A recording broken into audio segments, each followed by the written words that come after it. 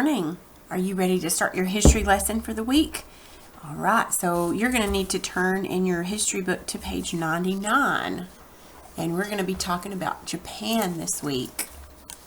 We're going to take a rickshaw through Japan. All right, are you on your page? I know you've heard about Japan. Let's see if we can find a map of where Japan's at. Okay, let me find a world map and see if we can find Japan. All right, here's our map right here of the world. There's the United States right here, Canada, Mexico. There's Honduras we talked about.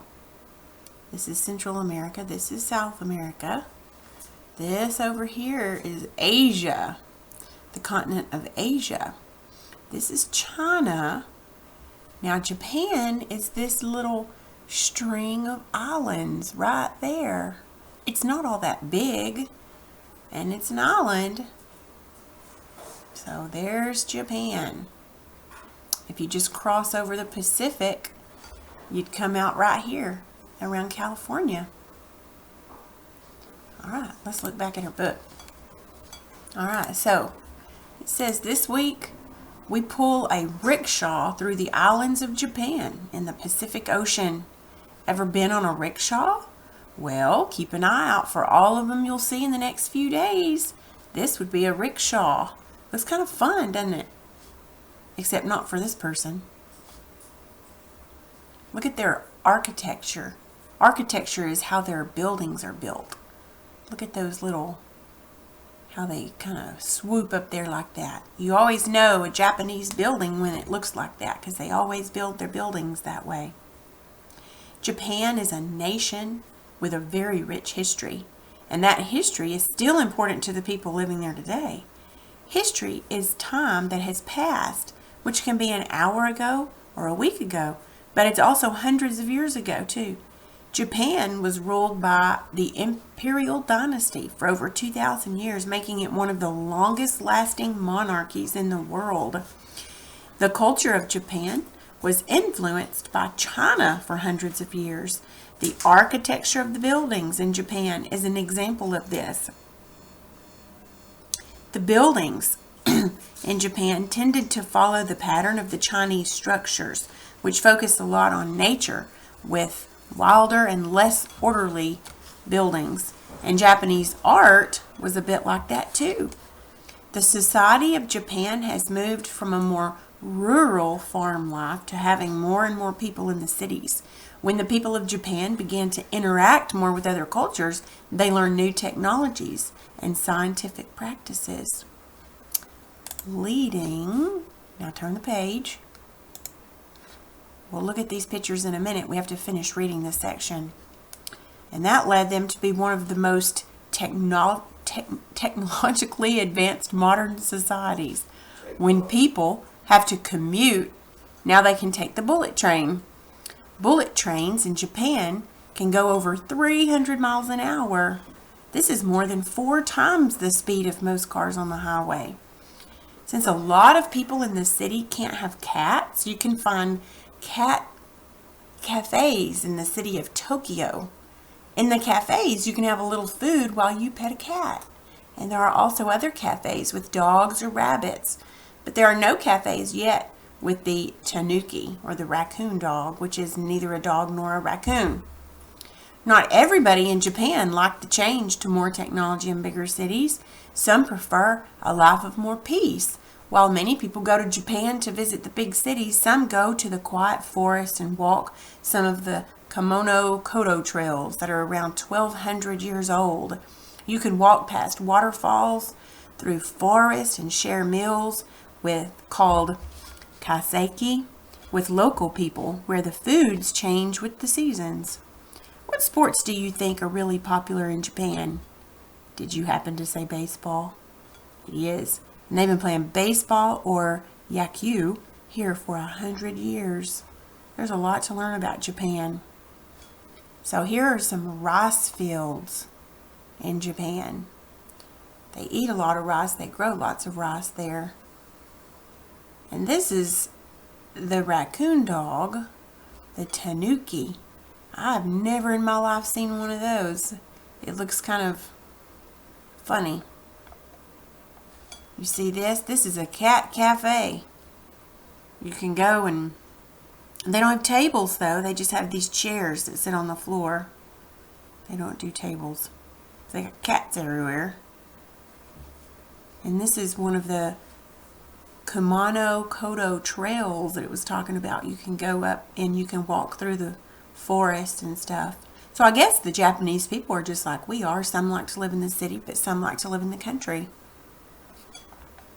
A lot of stuff to learn about Japan. Let's look at this page. You want to go to the world's largest seafood market? Do you like seafood? That would be Tokyo's, I don't know how to pronounce that word, Tokyo's Tsuki Fish Market. Want to visit the largest city in the world? That would be Tokyo, the capital of Japan. Visiting the busiest train station in the world, maybe? You must be at Tokyo's Shinjuku station. Look at that. What in the world is that? I think that's a fish. This is a market. Looks a lot different than Walmart, doesn't it? Look at all that fish. Looks like he's putting some on a scale. Somebody, they must be buying some. Would you like to go there? What do you think it smells like in this place? You think it smells fishy? Of all the things to see in Japan, what would be the first thing that you would want to visit and why?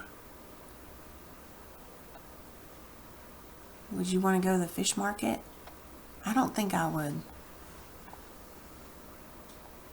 I might like to go down those trails in the forest. That's kind of more my thing, huh? Okay, so what you need to do on today's page is you need to get your thankful page out.